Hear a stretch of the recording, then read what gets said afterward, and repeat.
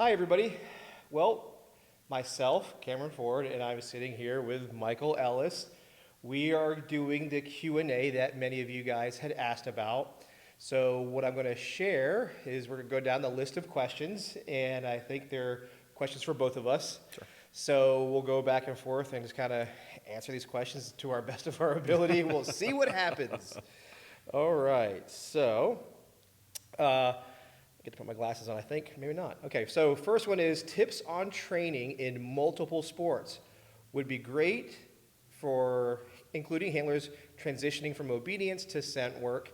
When the dogs can be highly handler focused and the handlers need help allowing the dogs to be more independent.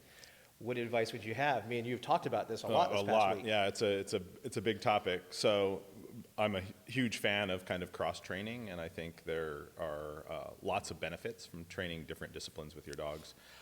It really helps if you have an idea you're doing that ahead of time and you kind of recognize where the conflicts are between those disciplines, right? So this is true in your example, right? If you were going to do nose work detection and obedience, and you recognized where the conflicts between those would be, it's nicer always to kind of avoid the problem of excessive handler dependence from the beginning than to go back and fix it, right? So a couple of things that I would recommend is from the beginning. One is very different rituals. So any of the work you're going to do to kind of promote independence in your dog, teaching your dog to search for their toy or search for other people, have your dog handled by someone else aside from you in the early stages of teaching search behavior and things like that, and develop a ritual ahead of that that lets the dog know exactly what they're about to do. This isn't obedience, this is searching. And then have a separate ritual for your obedience or bite work or fly ball or whatever you choose to do, right? And then early on, just an understanding that it's easier to encourage independence in the beginning and then rein it in than it is to encourage a dog to be very dependent or focused on the handler and then loosen them up later. Mm-hmm.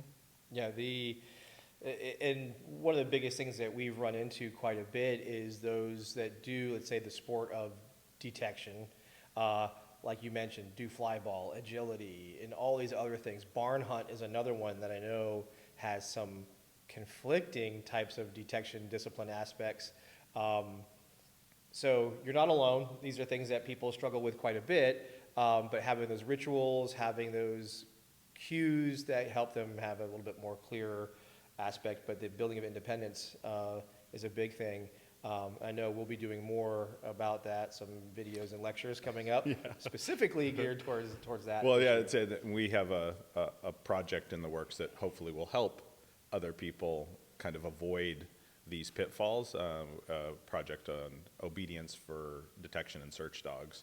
And it's a slightly different style of obedience, and it is geared towards preventing you from having the traditional problems that come about from too much handler-focused obedience ahead of your initial search work. Now, the next one is, this is right up your alley, building upon the multiple sports, Mondio Ring specifically, it says, there are a lot of synergies between Mondio Ring and other sport venues. Where do you start your dog so they are able to successfully compete in many areas? So, Mondio Ring is close to my heart, even though I do not compete. One area there is no synergy is hand signals. Hand signals are not allowed in Mondio Ring. I was brought up old school obedience where you were taught hand signals, anticipating someday the dog may lose hearing with age. Also, it's very helpful when you want to signal to your dog silently. My dogs prefer hand signals. When you are used to hand signals, just as a handler, it is a knee-jerk reaction after years of muscle memory. Not very helpful for Mondio Ring. Very true. So what you're describing is a common problem in that dogs, not the problem for the handler, of course, are habits. We all have habits, and if you've constructed a habit and you're trying to train differently, getting rid of your old habits can be a little challenging. But the idea that almost all dogs are going to be more receptive to physical cues than they are to verbal cues, right? Dogs do not talk, and we talk around dogs all the time. So purely verbal cues are the hardest cues for dogs. That's why a lot of sports don't let you have body language cues, right? Getting a dog to perform on purely verbal commands and have true verbal discrimination is quite a challenging thing. Whereas teaching a dog to follow physical cues, directional hand signals, etc., tends to be quite a bit easier because that's the way they take in information about the world, right? They're off of body language and action.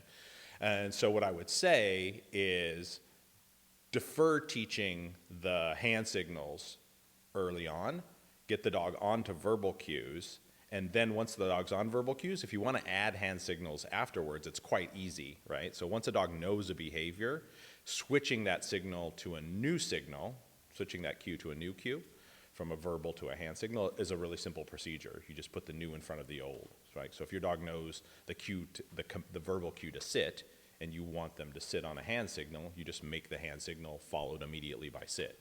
Hand signal, sit, etc., until the dog responds to the hand signal. So, but teach the verbals first because they're the harder one, and then you can turn that into hand signals later if that's something you prefer. Yep, that sounds good.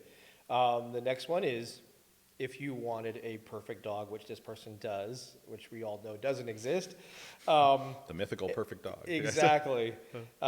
Patrol/dual purpose dog, what would be the first or best way to start training? Is it start with obedience, start with tracking or biting?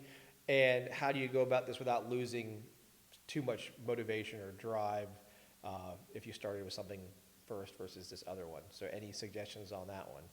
Yeah, so I think it's like we talked about before. It's all of the things should be started simultaneously, right? So here's the issue that it comes from traditional training. Like we talked a little bit earlier about the conflicts between independent behavior like searching or going and fighting with somebody away from the handler and listening to the handler in obedience and things like that. And so the traditional methodology was you built a lot of independence, a ton of it. You made the dog search a bunch and go bite things a bunch and all that. And then you brought the control in and started to add obedience to that. Well, the problem was if I wait too long to defer that, the dog doesn't understand it, so it takes a lot more pressure, and there's a lot of difficulties in terms of teaching obedience. So what I would encourage you to do is to be doing all of those things simultaneously when the dog is in development. If I was going to raise a dog to be a dual-purpose dog, I would encourage independent behavior. I would be encouraging search behavior in the young dog for toys, etc. I would be encouraging the beginnings of biting behavior, whether it's restraint stuff for building motivation or bite, but I'd also begin to teach the dog how to contain themselves and the beginnings of my obedience behaviors that I'm going to need, my recalls, my capped behaviors like sits and downs, and etc. And then what you would want to do is adjust how much you're doing of which one based on the dog that's in front of you, right? So you get a dog that's really into their handler, maybe you sort of back off a little on the obedience and you're not so strict or you don't do it as frequently and you do more independent creating thing. Most police dogs and dual purpose dogs are going to wind up having to do a lot of their work is very independent. They need to listen to in the end, but really searching and going and finding and biting people is their primary goal. And they have to listen to you. So if you're going to err a little bit on the side of those independent behaviors. But don't wait until you're way out of balance to make an adjustment, ultimately, is how I look at it. Yep, and that's the big key is balancing all these things, especially with a dog that's trained in so many different things. How much from one jar to the other jar do you kind of pour into it before it becomes too out of balance? And that's usually shows itself in some training issue or whatever, and you're like, maybe I did a little too much of this. Mm-hmm. So yeah, it's not easy. And also there's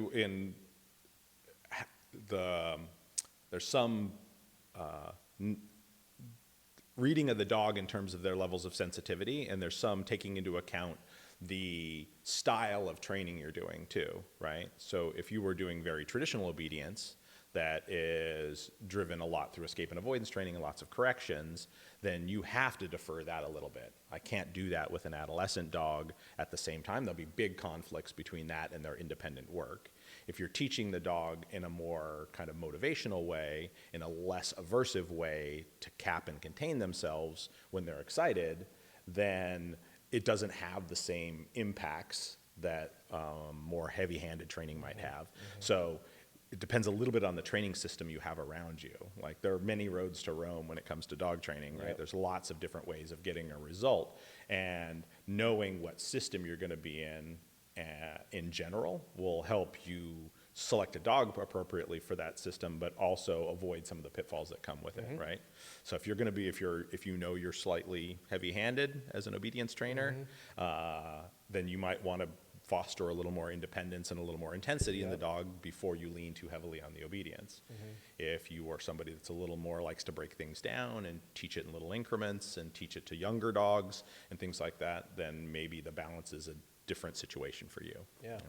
And you're bringing up one of the big points that we talking about, we just did in the past CSDT class, was reward location and the frequency of that, the history being so much towards, depending on what they've done before, rewarding here all the time at me, and the importance of like, okay, now we got to bounce things back out and reward back away, out away from me, so that the dogs have a better chance to understand the task later on, in this case, scent work or detection work.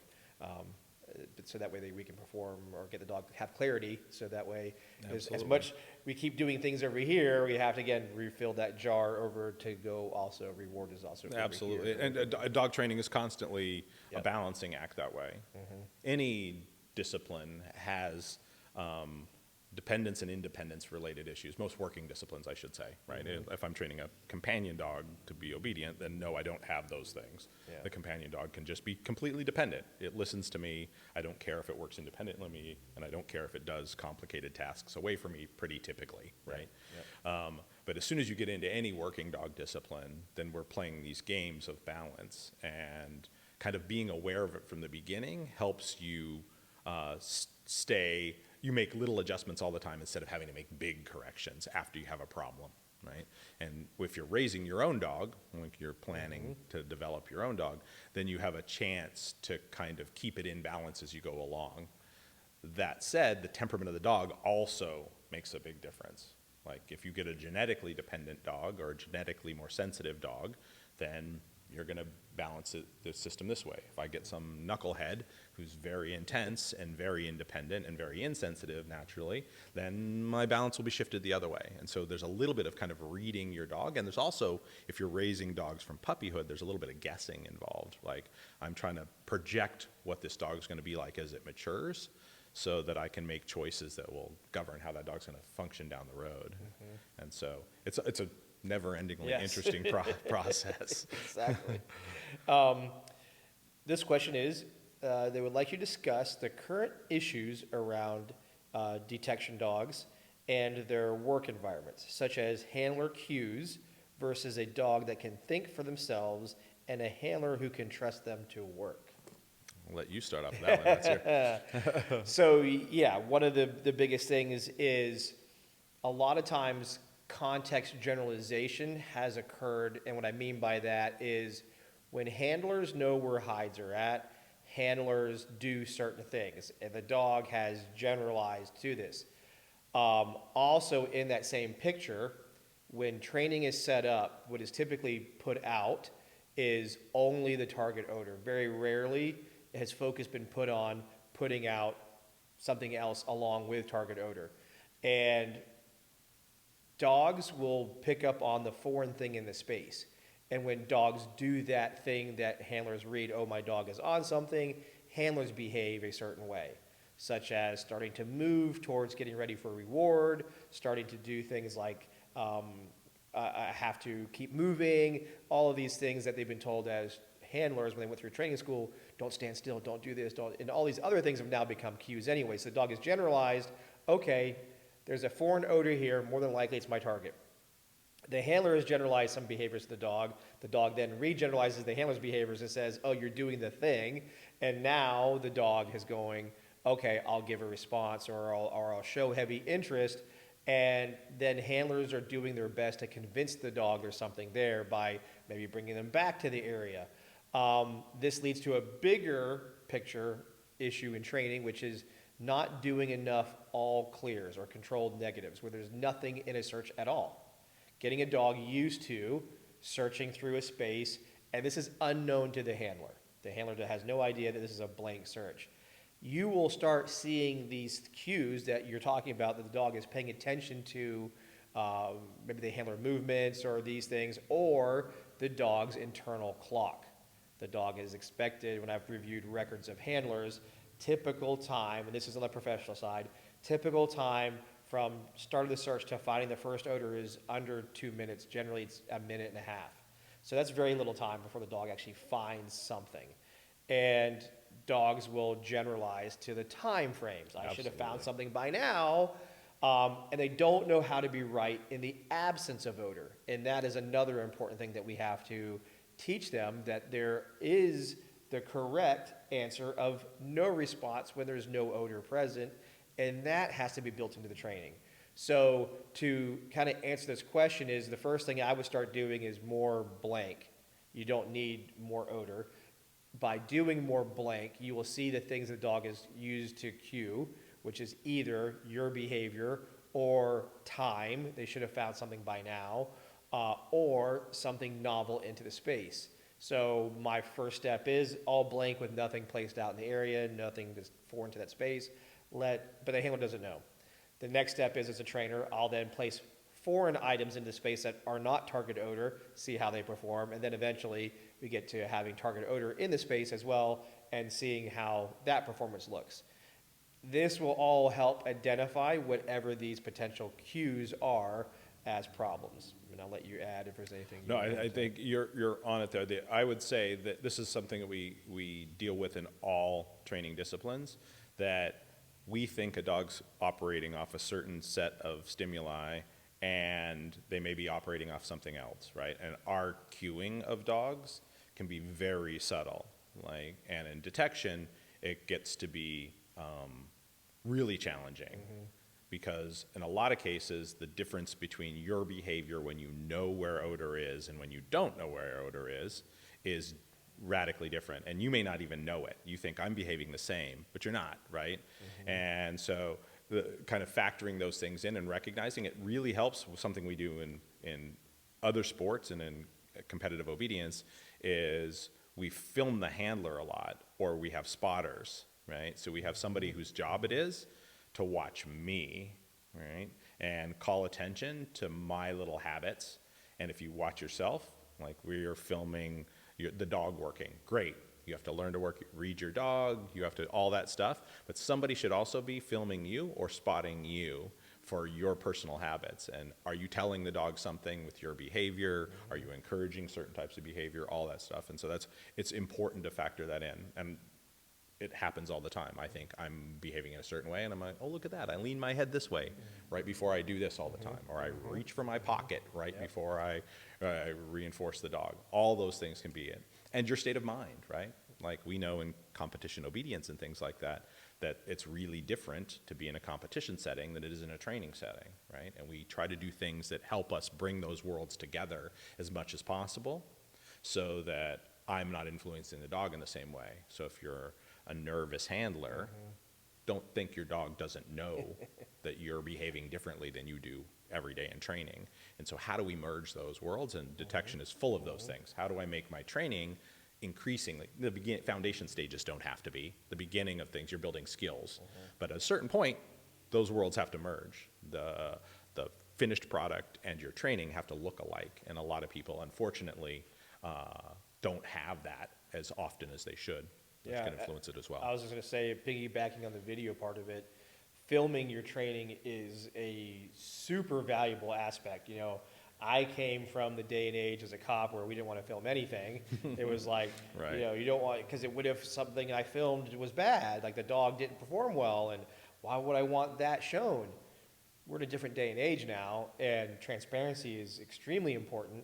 And what's really good that we get information from those videos is just like you said, is there something I'm doing? Is there something my dog's doing that I never saw before or wasn't noticing that is a great predictor that odor is present and things like that? So the use of video is a tremendous tool to be even better and to create a dog who's a dog team that's solid at their core, at their job, but going back and understanding that, oh, I may need to go work on some fundamentals here, or stop doing this thing, such as timing, reaching for my reward because I think something's there based on my dog. And I agree 100%. And a lot of issues that we see in training regularly go back to fundamentals and foundation, Yep. right? Even for very advanced trainers and advanced dogs, a lot of times the troubleshooting of a specific issue you're having means going back to basics sometimes. And if there's a hole there, it kind of permeates out through your whole system. And so sometimes something really simple as the timing of your communication can radically disrupt the whole picture for you. Yep, for sure. All right, the next one is they would love to hear suggestions about correcting unwanted behavior like mouthing at source. The question is a cadaver dog who is very correction sensitive. It's a 9-year-old, semi-retired due to an injury, but while they were training, there was an object, I guess, around a stuffed animal. The dog found it, but then grabbed it and carried it back and set it at her feet, and then alerted. We frequently use clothing, tissue, bone, etc., but he has never faced it with such a fun source, like a stuffed animal, something with that decomposition odor on there. I'm currently working through tweaking some sloppy training. It's our first detection dog, so any advice to hopefully avoid these mistakes in the future is greatly appreciated. So I would say, depending on how this dog was started, my first thought is, okay, was this dog taught to retrieve a scented item from before in the past? So when the dog has been working in the very beginning stages, they did maybe like scented towels, things of that nature, and then the dog was allowed to retrieve it and bring it back. Sometimes just what happens is a delay, the handler isn't sure, and then that delay we see frustrating behaviors. In this case, it could be scratching, barking, digging, or this dog delay in particular. and reward. Yes, waiting for the reward to happen. Where the dog, in this case, says, "Well, if you're not going to do anything, how about I just bring it to you?" There's a number of different reasons. What you have to do, and it's really important, is in those early steps of training, and in any steps of training, honestly, is building duration, getting the dog to understand the timing can be something fast, but also something longer. And that though it's longer, I will be rewarded. Now, we go into things like reward location. So is it rewarding at the source of odor, or are we also doing indirect by hearing a marker and rewarding back at me? Having a marker or a signal that means I'm coming to you could be extremely helpful as you try to decide whether you're going to call sometimes something. But again, what seems to be the problem is the dog has had some type of level of either reinforcement for being allowed to touch, manipulate, molest, whatever the source material Or is. hasn't been proofed off toys. I think the first part of what he said is before you can really answer the question of whether or not you're going to use corrections or not, et cetera, for unwanted behavior there, you have to determine where it's coming from. So always from me, it's like, why is that a problem? Is it a problem because of what Cameron said about was a drive object associated with odor? So was somebody doing something like that? So the dog was allowed to play with some object that was scented that then makes them want to play with anything that they associate with odor. Or was it potentially the fact that you just hadn't proofed the dogs off toys in the search area? Like maybe you put some other stuff out there. And once you've kind of determined where it is, then the best strategy typically is to step out of your searching context and work on that in isolation, right? So I might go back to a really simple, an odor box or something very simple where there's odor there and you have drive objects in the area that the dog is aware of but can't access, and they have to bypass those things, and you could work back through that before you put it back into real searching again, right? And so whenever possible, we both are really huge proponents of, if you have an issue that's cropping up in your searching, is there a way to pull that out and take the core concept, the reason they're making the error, away from the searching, address it, and bring it back into the searching? That way, so if I had to use a little light correction on a dog for trying to mouth grab a toy or something like that in a search area and I'd done it separately and they got a little hinky for a bit and I could work through it, I haven't inhibited their independent searching. I haven't done it there. You've taken it out of there. And piggybacking on that some more is by going back to that fundamental aspect, there's, like, as we refer to it, step one. And step one is where the box is at, and that's where we have odor. But in some of the videos I share, I have toys on the ground around that. And the dog's only way to get the reward is by having its trained behavior focusing at the source, which is in this case the box. I can control that environment by increasing the number of toys or decreasing the number of toys or decreasing access to them. And what's really helpful is I can do this without corrections, without causing stress or undue stress, which is obviously what the question's kind of going to, is how can we do this without overly correcting or making the correction strong? And I would say, the first, always go back. Isolate the problem, just like Michael said, work on it under those conditions, increase the variables and the levels of distraction, and then say, okay, let's bring it back into search. When I go back to search, I go right back down to a very low level of criteria, low level distractions, and work my way back up. And again, if I see issues, I can go backwards again if I need to. Take the time.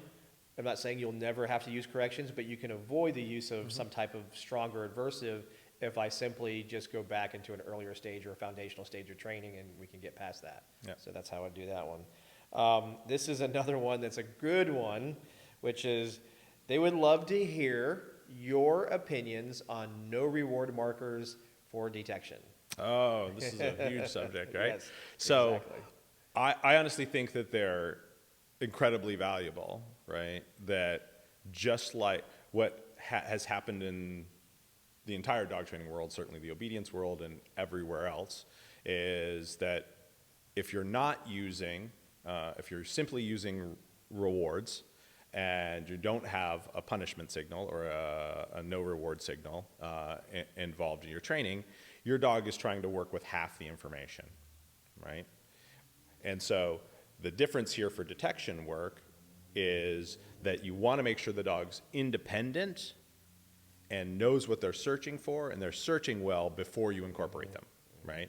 So the idea would be if I introduce information, you're right, you're wrong kind of information to a dog, while they're learning to search, they will ask you, right? You get the common problem. And this is why there's kind of a lot of wariness in terms of using these in detection world, because people have seen dogs that have become dependent on their handler telling them yes or no, and the dogs are like, well, is this it? Is this it? Like, I don't want to be wrong, so tell me I'm right, or tell me I'm wrong so I can go on and keep looking, right? So you want to keep it out of the beginning stages. You could build it somewhere else like you would in your obedience and things like that. And then there's incredibly valuable, like there's points at which you want to be able to tell the dog that something they're doing is incorrect, right? And if I have a dog that searches well, and I have an indication, etc., and that dog starts to paw something, it's way more efficient if I can say don't do that, especially if you are encountering behaviors that have self-reinforcing components, right? If by allowing the dog to do something, they're going to get a charge out of it, I can't just wait them out and let them figure out that behavior doesn't get them anything, and only the right behavior is going to get them something, because they're going to start to like that behavior, right? You see this with box smashing and dogs playing with that stuff. You can't let them to do it because the activity itself has too much self-reinforcement to it, right? If they got 0 from it, and you could let them try, and that doesn't work, and that drops off the radar. But I think they're incredibly valuable if they're not overly applied in the beginning stages. Correct. And that you don't use them too frequently so that the dog begins to depend on that. You don't want your detection dog going, tell me I'm right or wrong, right? You want them working as independently as possible, and then add the directability later. But I think they're indispensable at a certain point later for problem solving. And my dog goes to chase something in a search area, like a rat pops out, and when my dog's searching, and my dog's like that, I'm going to tell him no, like, that's not for you. Don't do that. Get back to searching, right? And that kind of stuff's going to happen, and having that built in will allow you to troubleshoot some important situations. And there was a video that we did that Natalie showed with her dog using a no reward marker, And a lot of questions came from that because it turned into people wanted, like, do you use it all the time? Yeah. I don't understand how to, isn't my dog going to wait on me to confirm or deny?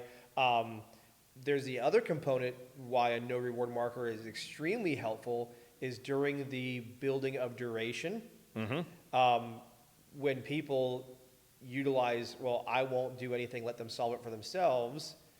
This looks a lot like duration if they were working on duration of indication. And by the having or the ability to have a no reward marker can help them understand, try something different right now. This isn't a duration exercise. This is not the right odor. You need to do something different. So having that no reward marker is something that can be very helpful and create clarity between duration and try something different. 100%, and that's one of the big areas that, so what happens a lot in detection is very much the same thing that happens in free shaping behaviors in obedience and trick training and stuff like that, right? One of the difficulties, it's not unnavigable, but one of the difficulties with dogs that have been free shaped a lot, for instance, right, is when you start to have a correct behavior that you want them to sustain. And a lot of dogs that have had a lot of shaping type behavior, when you go to add duration to their indication, for instance, right, the dogs try for a little bit, and when they don't get a reward, they think, I must be wrong, and they start tossing out other stuff. Like they start to bark, or they start to foot stuff, or they start to spin circles, or lay down, or they alternate. These are dogs that have figured out, well, if a reward comes, then I'm doing the right thing. If there isn't a reward present, not coming in a timely fashion, maybe I'm not right anymore and I should try something else, right? And so when you're navigating those waters, then your no marker can help too. You know you have a really strong behavior that the dog understands, but I want them to sustain it. Then I can use that to interrupt some of the unwanted offering of behavior that might come. And you could let the dog figure that out on their own sometimes, but also sometimes dogs frustrate. They try something else, it doesn't get it. Try something else, it doesn't get it. And now those behaviors get more intense, and now we have problems with the dog, right?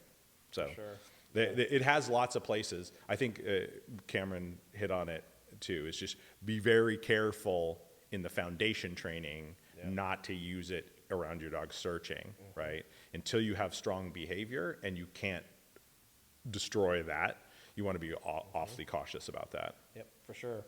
Okay. This is to both of us.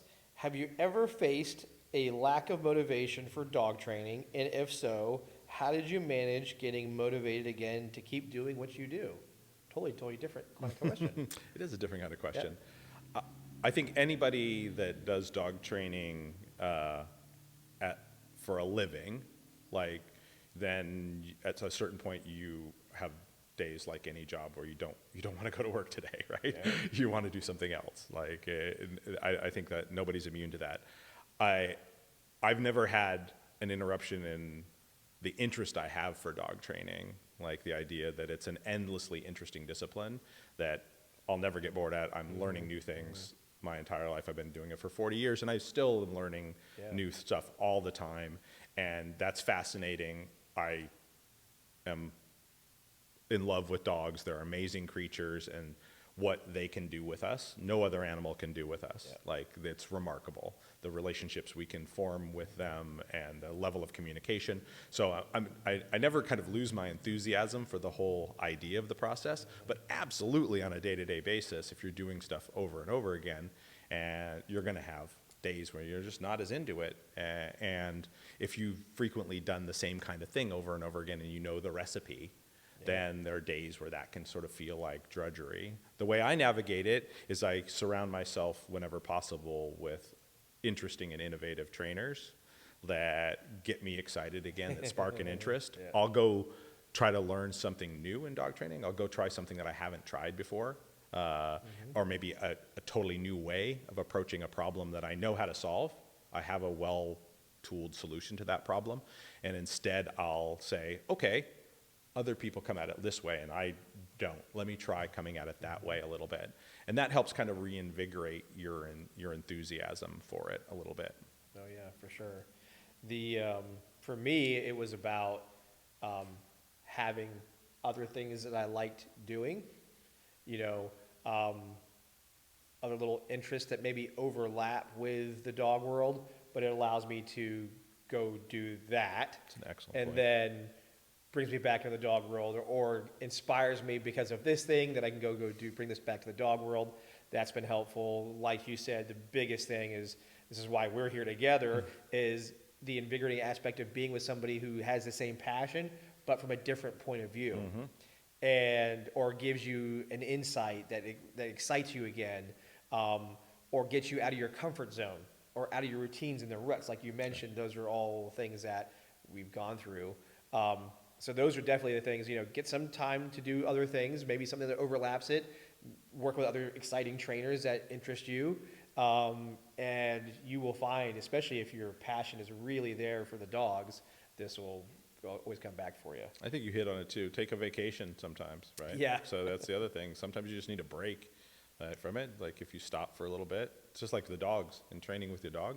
Like if I'm training every day, my dog goes like, even if you have motivated dogs, there are days then they kind of flatten out. They're going through the motions. Give them a week off, and they come back and they're like, "Yay, we're training again!" Right? So it's for us too, right? Yeah, for sure, without a doubt. All right, next one. This is, we probably won't be able to cover everything that this one really entails, but the question is search and rescue training, training programs and development, selection criteria. So that's a very, very, very broad question. Search and rescue itself has so many variables to it. Is it live find? Is it cadaver? And then within the cadaver specialty, is it crime scene? Is it recovery? Is it, archaeological? So on and so forth. I'll start with this and hand it to you from there. The first thing I'm looking for is the proper motivation levels in selection criteria. Does this dog have the right level of motivation? And the right level depends on sometimes that job that we're doing. Live find can have one level of motivation, but in a cadaver dog, I may want something different, tempered a little bit more. That will kind of bleed into the environmental aspects. What type of environmental stressors will this dog possibly face? And do those motivational and drive levels have the ability to override or work them through those things? And this is where I'll hand it to you to kind of, 100%. again, we've had these conversations today, but Yeah, I think Cameron hit on it perfectly there. It's know the discipline, right? So that you know how much you need in the tank, right? So a dog searching a wilderness SAR dog that's searching in a kind of natural environments and things like that versus a FEMA style disaster dog that's gonna have to climb around on really crazy rubble piles and things like that, right? So kind of know the discipline. One of the things that comes up for me is a lot of people, having bred dogs for a long time and knowing a lot of breeders, a lot of people think that search and rescue is kind of lesser than some of the other disciplines. Like, oh, I have a dog that's not suitable for police work, maybe it can be a SAR dog. I have a dog that's not suitable as a high-level competition sport dog, so that dog could be a SAR dog. But that's generally not the case. Everybody is basically looking for the same thing in a dog, right? And if you look at good search dogs, they're top quality dogs, right? They're not the easy ones that you just stumble across in most cases. So you need high levels of motivation. And there's a difference, I think, Cameron's point, there's a level of motivation necessary to teach the initial tasks, and then there's a level of motivation necessary for the dog to do it in the real world. And all the SAR disciplines, for the dogs to do it in the real world, they have to be very, very high drive. Like, you can't have a low motivation dog do these things because they're long and there's lots of failures. They're 90% of the time, plus they're not finding something. So these dogs have to be very persistent in their job. They have to have a lot of motivation, and then the environments can be very challenging. So I would want a dog of high levels of motivation and persistence. I think it's important that we recognize there's a difference between motivation, drive, persistence, and energy. Lots of people mistake in selecting dogs with high energy for dogs with high motivation. So the dogs are running around all over the place and they're bouncing all the thing, and they think, oh, that's a really high drive dog. Not necessarily. We're talking about desire for a reward system and persistence in working to get it, and those two things can be quite different. So we want high levels of motivation ultimately, and then we want a dog that's very environmentally and typically socially sound, right? So although some so our dogs don't have to deal with people as much. The vast majority of them are going to have to deal with lots of people, like Yep. all the time, on travel, in planes, in helicopters, and things like that. Your dog should be really sound environmentally as much as possible. And not that some of this can't be improved, to Cameron's point. Like if I have a really motivated dog, I can condition it to environments and I can condition it to being around people if it's not naturally that way. But you would want a dog that's leaning towards high threshold environmentally, pretty sound environmentally, and high threshold for social stressors as well. So the dog's not wigged out by new people and things like that as much as possible. Yep. And mental flexibility comes into play in that motivational aspect that we deal with. And it, again, depends on the discipline that we're working with. I want a dog who has those right mental or motivation levels, but that mental ability to solve the problem without the over-arousal aspects. And again, for that wilderness, I need a dog that can sustain, search these huge areas and stay motivated and do that and have fun, and not get overly distracted during those time frames. Again, it's the focus I need to have sometimes too. But then the dog gets to the crime scene dog, the dog that's, I don't want too much, because there could be multiple pieces of source in that area. And if they overstimulate after the one, then the rest of the search can look crappier, because now I'm just trying to deal with the dog's over-arousal state after hide number 2 or 3, or I'd say hide, but source number 2 or 3 that they found, and what has that done? So always take those into consideration when you're looking at that. All right, the next one, I'm sure I'm not going to say this right, but I have a feeling what they're talking about. It says, I have built a hysteretic wall for reward at source. I'm assuming that's a wall with the ports there so they can drop the ball through it. Andrew Ramsey's wall of drawers to teach obedience to odor, and a 10-armed scent wheel for working double blinds. I am also in the preliminary tracking, following, reading, I guess it's Glenn Johnson, or I guess it says Glee Johnson, but Glenn Johnson, I'm assuming, for most of the part, I've been keeping my dogs and myself amused with these games to become increasingly aware of the genetic capabilities of my dog. Seeing the rock stars in my group perform over the lesser, high-quality noses has been extremely educational. I would like to know if there is any issues with tracking and detection, training as an order of lessons, i.e., should I track before we learn to do scent work? I am tracking and training program. Should I have a play session in a small lab? Selling my tracking lesson. Oh, I'm going to say with that cellular training lesson. I would also like information about maintaining the integrity of my odor kit, developing noses for puppies through play interest. I am seeing myself attending high quality school in the near future, and to further my education, Ellis has been my teacher for the last 5 years. My pack shows results of greenhorn and achieve with the right help. Again, on one of these questions with a lot to unpack there. So a lot. So I'll start with tracking, which is what true scent work is. That's scent meaning living, live things, and odor, which is detection, which would be your chemical type things. So one or the other doesn't necessarily matter per se, but I also go with, and you said young dogs in this, so I'm going to look at it from that point of view. I don't need to do lots of different things. If I have a goal of a tracking dog and a detection dog, I'm going to be a little bit more focused as I go through. So I may do X amount of months prepping a dog for tracking, and then I can do some small things in detection in those things. I'm not going to try to equally do those things like during the day, go do tracking in the morning, and then try to do detection in the afternoon, especially on a young dog. There's too many risks of things that could be misunderstood or confused and on and on and on. But there's a lot of developmental things that you can do that are extremely helpful for tracking dogs, or even detection dogs. So you can do those things such as, communication play. That's going to be really important for my detection. For tracking, maybe hunting games, looking for something and having to go out further It also depends on, we can go into all different kinds of wormholes. Is it tracking? Is it trailing? Is it searching? All the different things. So it's hard to really hone in your question, but what I would say is I would do components of these things with clear objectives of what I want to work on. Tracking will be very, meticulous about how I present certain things, articles, so forth. Again, creating some separation of time to then work on detection and get those skills.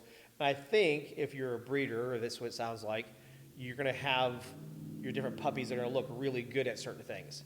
So I'm going to work on things that those puppies excel at, and then introduce some other things at the right time when I want to do something else. Or if I'm able to, I could segregate. I could say, these are going to be my detection dogs, and these are going to be my tracking dogs. And you can go about doing things that way. Let's see. As far as maintaining the integrity of your odor kit, we have a great video on our YouTube channel where I'm doing an interview with Dr. Mallory Deschamps, and we talk about the odor kits and the things that you can do there. So that question can be answered really easily by just going and checking out our YouTube channel and going and seeing that. And as far as attending the high quality school, we will have that here. It's starting next month in February, and there's another one in October, as well as we'll have very focused classes, intensive classes about a specific topic that we can get deeper in the weeds and spend more time on. But is there anything you want to add to? No, I think you hit most of it. One of the things I would say about tracking versus detection, or it's that cross training idea again, right? So anytime early in your training you're doing a lot of two separate things, then expect the dog to be confused at various points. So if I'm doing a whole bunch of tracking with my young dog and I come in to do a detection session, don't be surprised if your dog's nose won't come off the floor, right? Because you've been working that. So those conflicts are going to be there if you're doing a bunch. What I have a tendency to encourage, if you know you want to do multiple things, is do a little bit of each early on, so the dog gets the idea of using their nose and using it in two different contexts. Don't overdo it. And then when you start to lean in, do it in blocks. I'm going to do detection more intensely for a bit, and I'm going to do tracking more intensely for a bit, and you can swing back and forth at a certain point, but it's not like I'm doing both of them every day kind of thing. You're there, like as Cameron said. The other thing that comes into this with any cross-training is rituals. So once you've started them and you have something, make sure that the ritual, the cueing system ahead of the start, is completely different, so that you can tell the dog, we're getting ready to go tracking now, we're not doing detection, or we're getting ready to go do detection now, we're not tracking now, or we're doing obedience now, not those other things. And those become really important for cross trainers once you're a little bit down the path. Yep, for sure. Okay, and then second to last question. Is it possible to get a dog to prioritize one odor for search and then, once cleared, go back and search for another? This does not have to be Michael's question. I'm sure you can answer this to put it into context. Could the dog be trained to look for live find and then go back and look for HR? Okay, so very completely different things. I understand what you're saying.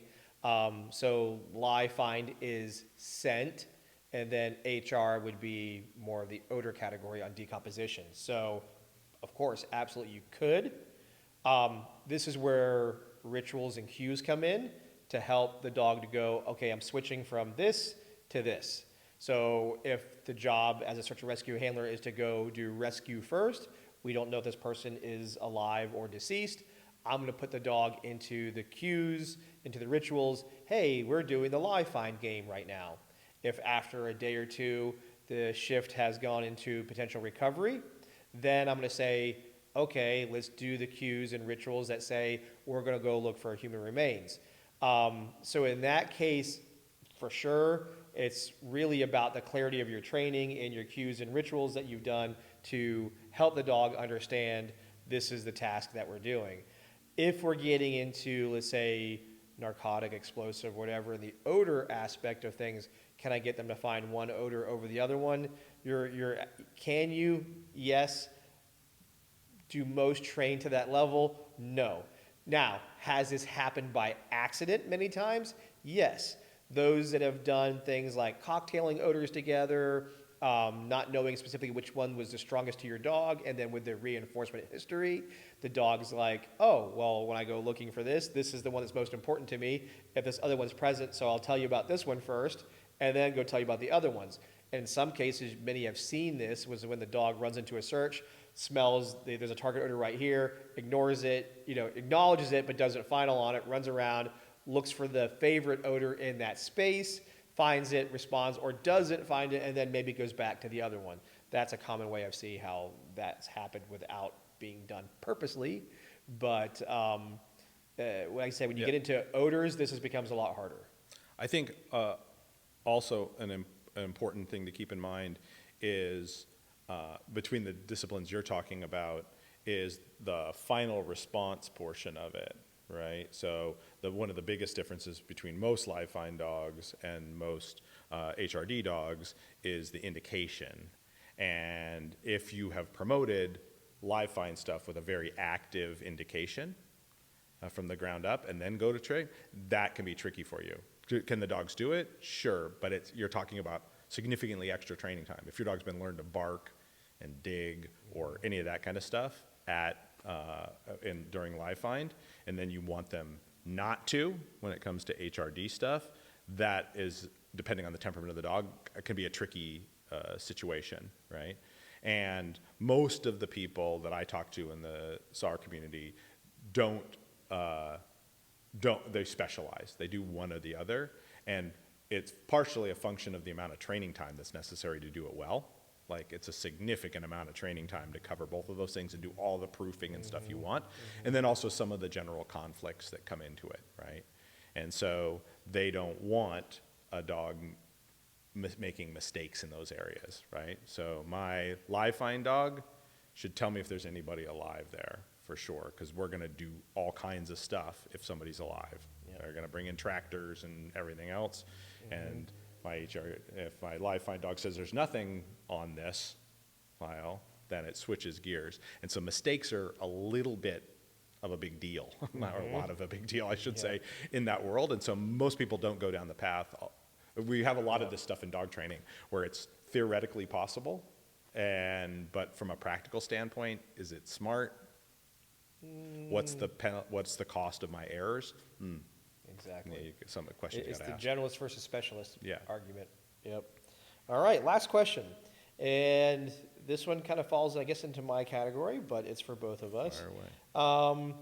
It says, can I get my partner to recognize odors deeper behind seals? For example, a vehicle sniff with the odor inside of a vehicle with the great all-weather stripping, where the narcotic odor is, or in a refrigerator, something with a very strong seal. And many cars these days do have a very strong seal to keep the noise and sometimes odors outside from inside the car.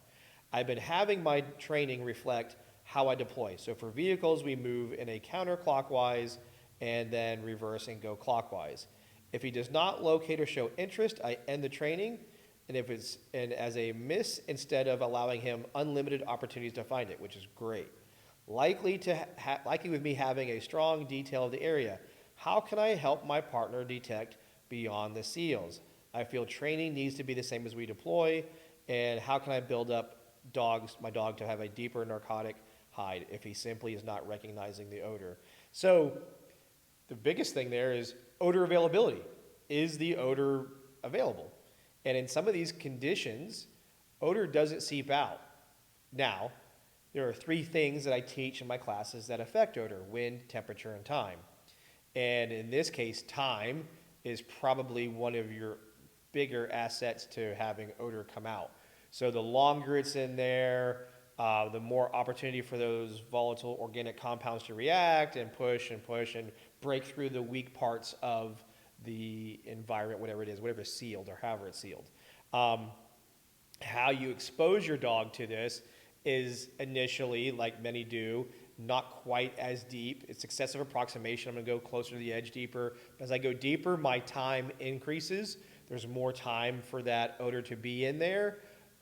Conditions such as driving around, doing things to get that movement to help. Now, temperature will come into play now. Is it sitting parked in the sunlight? All these things. If your goal is to set this up and try to do it within your hour or two of training for detection on your training day, yeah, this is not going to be something easy to do. If you're willing to and you're able to have your training aids be kept in an area for a lengthy period of time to allow possibility of that odor seepage to get out, that is absolutely something you can train for. And if you also need to add to this, it's not so much always about the condition, it's about the dog understanding minimal amounts of odor. And you can do training on thresholds very easy by doing things as restrictor caps on your training aids, training with something that is measured as a very small amount of odor, a small surface area of the substance. All of these things create a picture of low odor. Another great training aid I use frequently is from Precision Explosives. It's their odor soak. So the different narcotics they have, it's a narcotic odor on a substrate, in this case a get scent tube, and it's a very low amount of odor, but it gets my dog to understand that if this, even at this low level of odor is present, I'm going to indicate and tell you, which will hopefully also match a condition you might find if something is sealed really tightly, a little bit of odor will come out, and the dog can say, ooh, yes, I do smell this.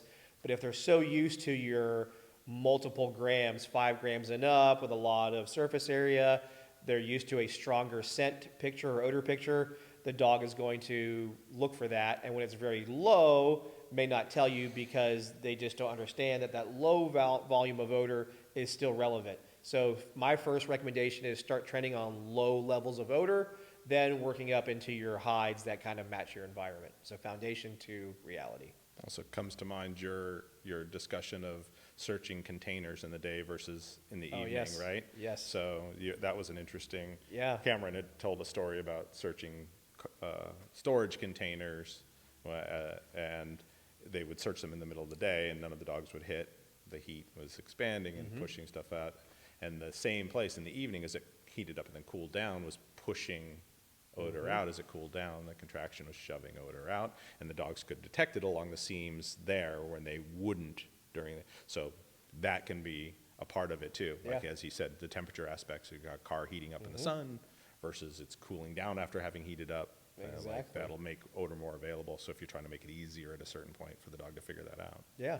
And then the substance itself. Is this a substance that has a high VOC level, very reactive, very light, moves around a lot, or is it a VOC that's lower, heavier, and a catalyst like heat can maybe help get it activated and move around?